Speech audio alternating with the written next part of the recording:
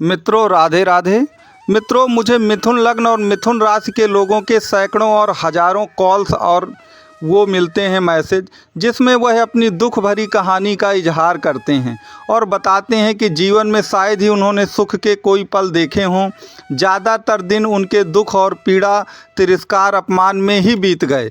तो आखिरकार ऐसा क्यों होता है? तो आज के इस वीडियो में मैं आपको ये बताऊंगा कि मिथुन राशि या मिथुन लग्न के लोगों की दुख भरी कहानी क्यों होती है, उसके कारण क्या होते हैं और आप दुख भरी कहानी को कैसे सुखों की बहार में बदल सकते हैं, खुशी में बदल सकते हैं। इसके लिए आपको क्या करना होगा, वो सभी उपाय आज के वीडियो में मैं आपको बताऊंगा।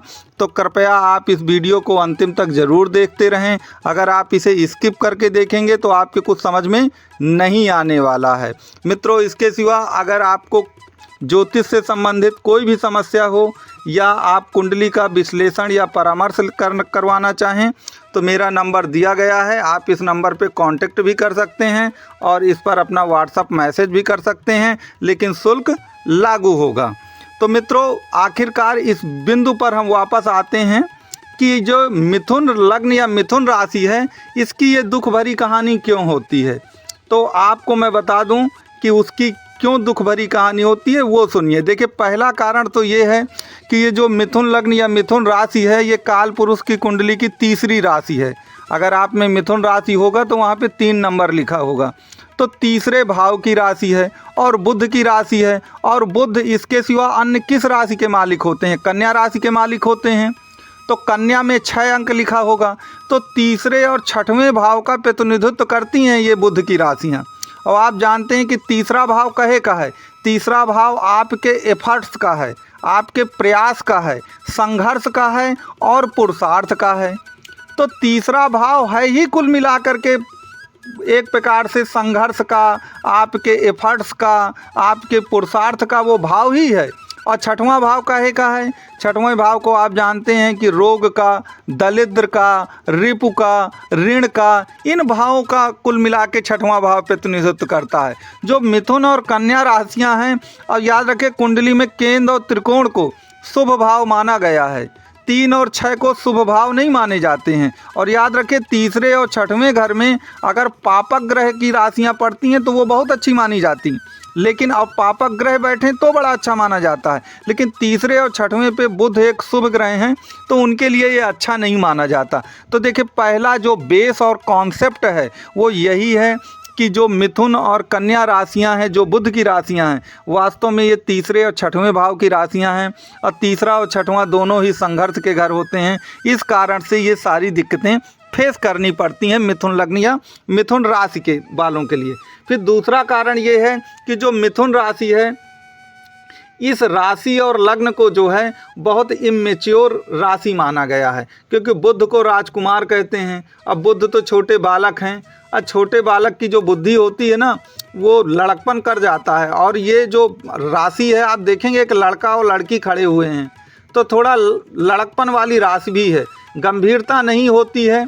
अब आप जानते हैं, जीवन में अगर आप गंभीर नहीं बनेंगे किसी बात को लेकर के, अपने गोल्स को लेकर के, लक्ष्य को लेकर के, तो फिर देखिए दिक्कतें और दुख तो फेस करना ही पड़ेगा। तो यह एक दूसरा कारण है जिसके कारण से मिथुन लग्न या मिथुन राशि वालों की एक दुख भरी कहानी आपके सामने आती है। तीसरा एक चीज़ याद रखिएगा कि मिथुन लग्न या मिथुन राशि में भाग्य का स्वामी कौन बनेगा? शनि बनेगा, क्योंकि 9वें स्थान पे शनि की राशि कुंभ आएगी। आप इस चार्ट में भी देख रहे हैं। तो अगर 9वें भाव पर शनि की, तो शनि का मूल नेचर क्या है?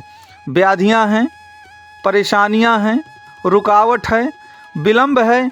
तो किस्मत का पूरा साथ जल्दी मिलता नहीं है इन लोगों को। तो आप जानते हैं, मिलना तो सब कुछ किस्मत से है। अगर किस्मत ही आपकी रूठ गई तो फिर आप जानते हैं कि दुख भरी कहानी और भी ज़्यादा दुख भरी कहानी में बदल जाएगी, वो दुखों से और ज़्यादा ओतप्रोत हो जाएगी। तो जिसके कारण से ये सभी प्रकार की दिक्कतें जो हैं, वो जो मिथुन लग्न या मिथुन राशि के लोग हैं, उनके लिए ये सब दिक्कतें पेश आती हैं। चौथी चीज़, एक चीज़ और याद रखिएगा कि जो मिथुन राशि है, देखिए राशियाँ नक्षत्रों से मिलकर बनी हैं। अब मिथुन राशि में आद्रा नक्षत्र जो होता है उसके 4 चरण होते हैं, और ये राहु का नक्षत्र है। तो राहु का प्रभाव बहुत ज़्यादा है इस राशि पर।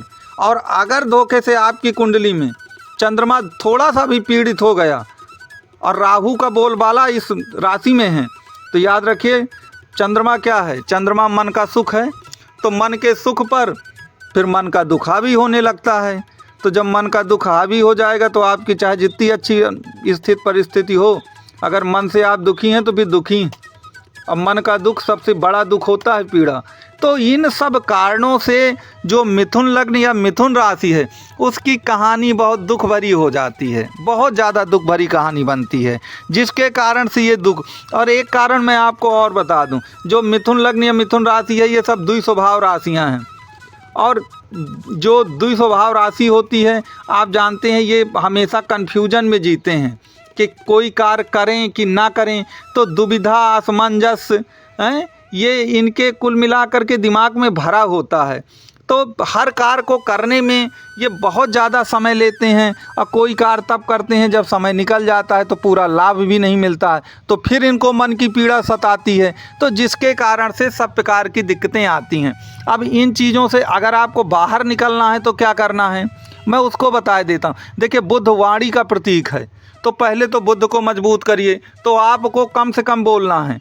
ये जो मिथुन लग्न या राशि के लोग होते हैं ये बोलते बहुत ज़्यादा हैं, और बोलते हैं तो अपनी जो योजनाएं हैं उनको लोगों के सामने बता देते हैं, जिसके कारण से इनकी योजनाएं जो हैं वो सफलता के उसमें पहुंच नहीं पाती हैं। तो सबसे पहले आपको कम से कम बोलना है। दूसरा, आपको अपनी योजनाओं के बारे में किसी को नहीं बताना है। तीसरा, आपको कार्य के प्रति गंभीरता प्रदर्शित करनी है। चौथा, अगर संभव हो सके, आज के युग में ये चीज़ संभव नहीं हो पाती जो मैं बताने जा रहा हूँ, तो आप मौन व्रत का अगर धारण कर लेना तो बुध बहुत मजबूत होता है। अब बुध आपके लग्न के और राशि के स्वामी होते हैं, तो अगर बुध मजबूत होंगे तो आपकी परेशानी ख़त्म होंगी। इसके सिवा बहुत सारे ऐसे उपाय हैं जो वास्तव में आपका कायाकल्प कर देंगे, और मिथुन जो लग्न या राशि के लोग हैं उनके जो दुखों के दिनों को हैं वो पूरी तरह चले जाएंगे और सुख के दिन आ जाएंगे। अब वो उपाय की अगर मैं चर्चा इस वीडियो पर करना शुरू करूँगा तो वीडियो फिर बहुत लंबा बनता चला जाएगा। तो कृपया इसके लिए मेरा ये नंबर दिया गया है, आप इस पे कांटेक्ट कर सकते हैं। और फिर मैं आपको कहूँगा कि अगर वीडियो पसंद आया हो तो आप वीडियो को लाइक, शेयर और सब्सक्राइब करना ना भूलें। और कुंडली विश्लेषण से संबंधित या ज्योतिष की आपकी कोई भी समस्या हो, उससे संबंधित कोई आपकी समस्या है तो आप दिए गए नंबर पे कांटेक्ट कर सकते हैं, व्हाट्सएप का मैसेज भी कर सकते हैं। तो मित्रों, आप मेरा ये वीडियो देखने के लिए आपको मेरा कोटि कोटि धन्यवाद। आपका दिन शुभ और मंगल हो। ठीक।